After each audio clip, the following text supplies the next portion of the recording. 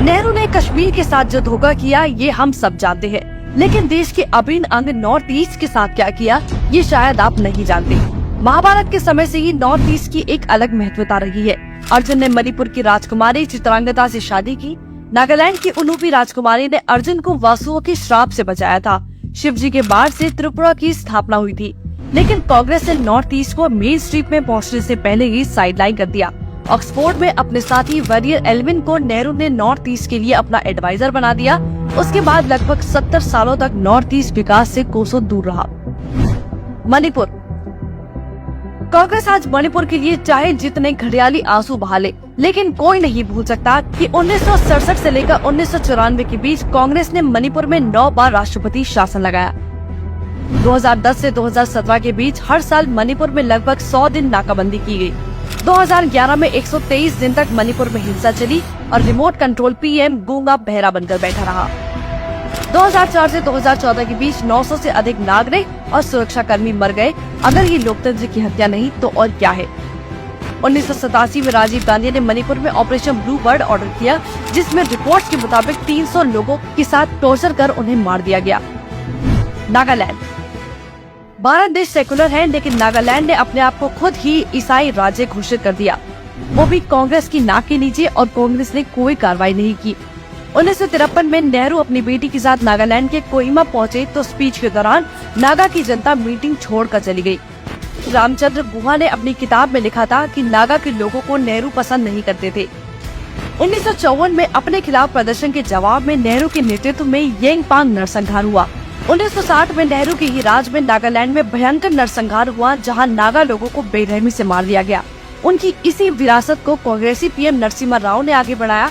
नागालैंड में नक्सलवाद का जहर इतना बढ़ गया था कि 1994 और 1995 में एक बार फिर नागालैंड में 2 नरसंहार हुए।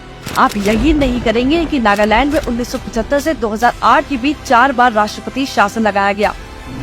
मिजोरम। 1966 में जब इंदिरा गांधी की सरकार थी तब मिजोरम में अकाल पड़ा था और उनकी फंड की मांग को सरकार ने नहीं सुना। जब इसका विरोध हुआ तो तब की पीएम इंदिरा गांधी ने भारतीय वायुसेना को बमबारी का आदेश दे दिया, जिसमें कई बेगुनाह लोगों की जान चली गई। वाकई में इंदिरा गांधी आयरन लेडी ही थी, जिसमें दया का कोई भाव नहीं था। असम।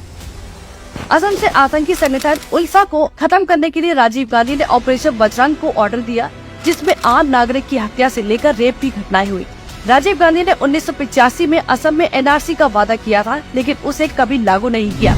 मनमोहन सिंह असम से सांसद भी रहे, लेकिन किसी ने इस पर ध्यान नहीं दिया। इसका नतीजा हुआ कि कांग्रेस की नाक के नीचे 2018 में 27 में से 8 जिलों में अल्पसंख्यक बहुसंख्यक में तब्दील हो गए। 2004 में थंजम मनोरम का बेरहमी से रेप किया गया, जिसके लिए राज्य की लगभग 30 महिलाओं ने नग्न प्रदर्शन तक किया।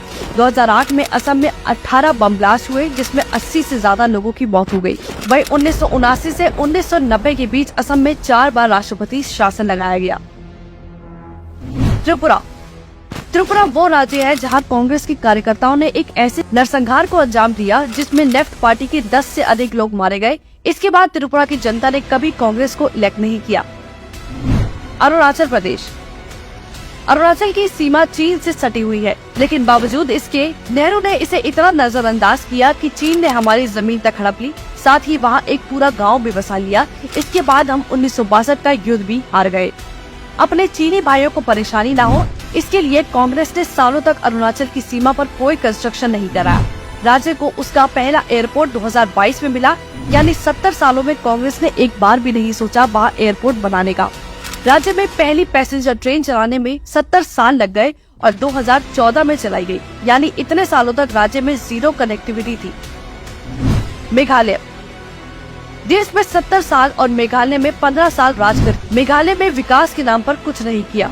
और तो और धर्मांतरण के चलते कांग्रेस की ही नाक के नीचे मेघालय में ईसाई आबादी 75% हो गई, लेकिन कांग्रेस जैसे गूंगी बहरी बनकर बैठी रही।